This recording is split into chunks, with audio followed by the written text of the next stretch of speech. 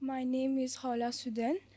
My question is, how can we acquire the love of Allah, and how will we know that Allah is satisfied with our deeds and actions?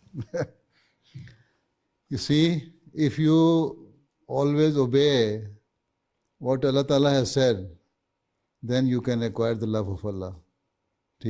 Right? There are quite a number of commandments in the Holy Quran.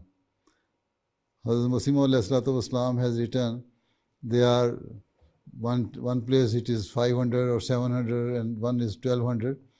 So if you follow all those commandments and injunctions given to us by Allah Ta'ala, then we can attain the love of Allah Ta'ala. Right? And even at the same time, Allah Ta'ala has said that the purpose of your being is to worship Him. So if you are properly worshipping Allah Ta'ala and following His instructions and commandments, then you can attain the love of Allah. Right?